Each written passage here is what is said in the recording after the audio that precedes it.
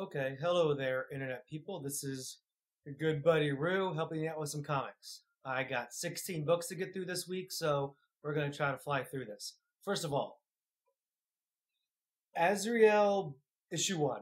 This book sucked. I'm not kidding. Don't buy it. Don't even think about it. Dark Reign, The List, Hulk.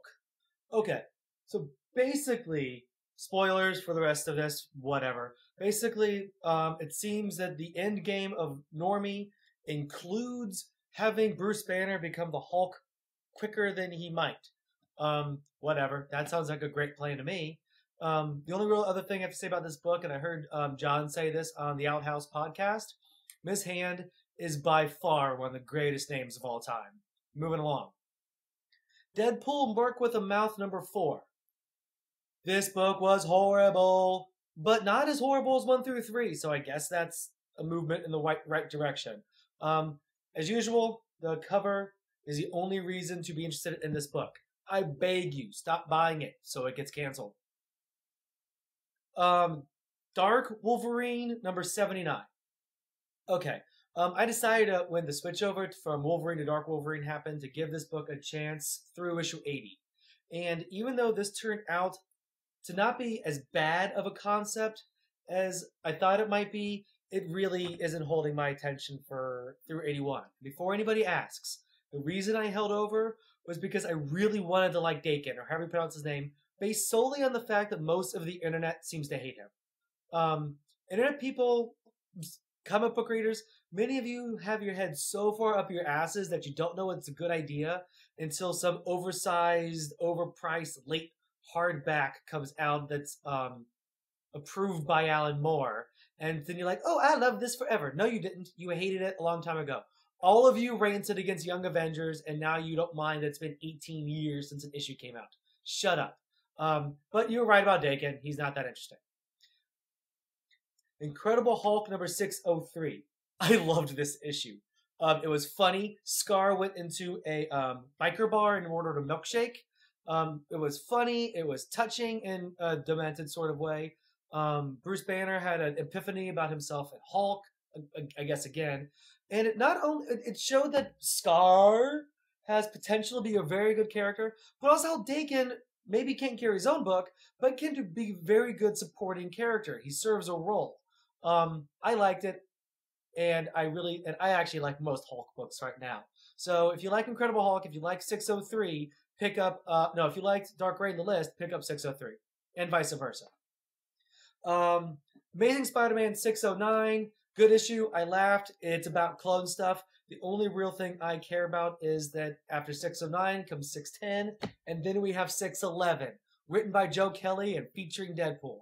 I'm sorry. I'm a fanboy for Joe Kelly. I'm a fanboy for Deadpool, and I can't wait, maybe 2 weeks. I'm ecstatic. X-Men Legacy 228. I like what Carrie's been doing on this book, and I like the fact that he thinks theouthousers.com is a nifty site, and if you've never been there, you should go there, www.theouthousers.com. And, but I have to say that even with Generation X, I didn't care about Emplate. I don't remember how Generation X solved that problem, and I really do not like the art in this issue. I just don't. Thunderbolts 137. Not a good book at all.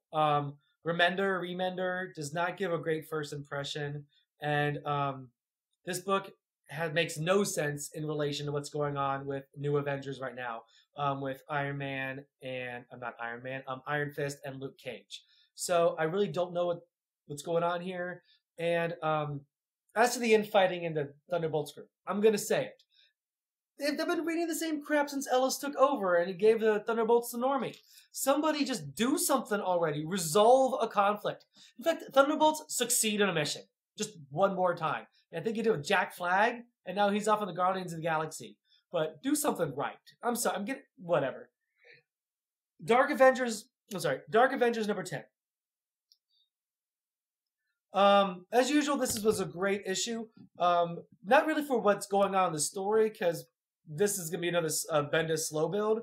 But, I'm sorry, Venom and his medication is beginning to crack me up.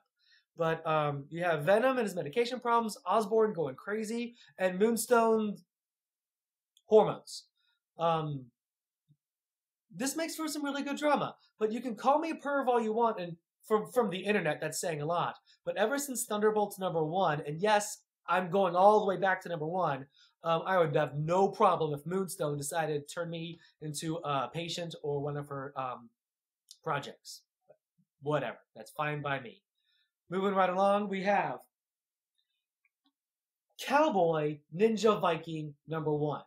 How the bloody hell does anybody pass up a book with the title Cowboy Ninja Viking? Besides the off-the-wall title, and you think it's just going to be a throwaway joke book, this is actually a really freakingly well-written comic. And I like the off-the-wall art. It's black, white, and blue. I thought this was really, really good. My only complaint is I have no way to store this. My long boxes are from modern age books. My bags and boards, modern age. This is a golden age size comic. If you didn't pick up issue 1 and your comic book store didn't order this, Fourth Man's going to be mad at me maybe for saying this. Wait for the hardback, because at least then you can put it on a shelf. I didn't notice how large the book was till I got home, but it's really fun, really good. It's freaking called Cowboy Ninja Viking. I don't understand how you could pass it up. Liberty Comics #2. I got this cover. Liberty Comics, I think all the money goes to the comic book legal defense fund. For $5 a year, I'll give the money. Most of the stories in here though are self-important drivel. It's written by writers for writers about free speech. Issue 1 had better stories. This one, none of them really impressed me too much. It's like, wow, we hate censorship, so we're going to push the envelope, but not really. So you buy this book at a comic book store so it doesn't get censored. It's not as interesting as they think they are. Ex Machina #46. This book has been good for, I'm going to say 40 of the 46 issues. There's been a couple where I didn't really care. But as we reach the end game, it feels very rushed. And I'm of the opinion that a lot of these questions about Hundred's powers and the things that we're exploring right now should have been explored in earlier issues. I still like it, and I'm glad I picked it. I've been reading it this long, but I don't know.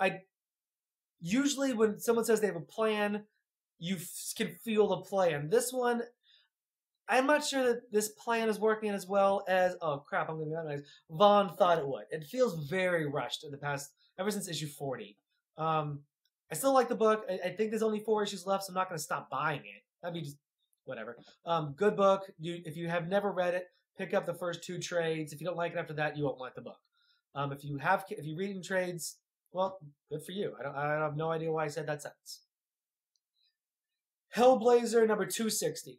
I think anybody who knows me knows I'm a huge Hellblazer fan.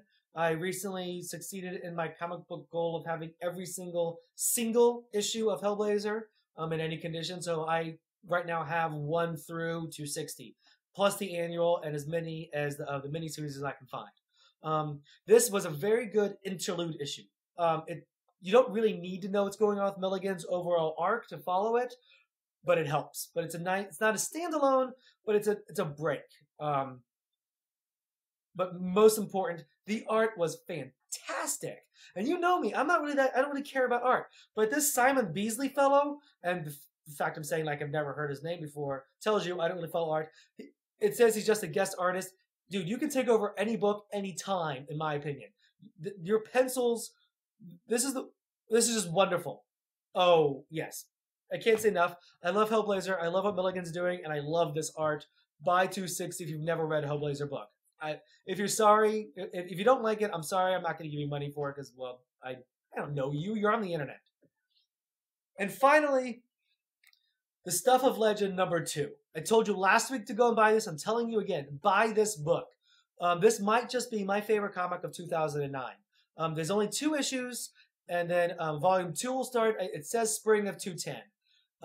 I loathe double dipping. If I buy single issues, I do my best not to buy trades. If I buy a trade, I don't buy a hardcover.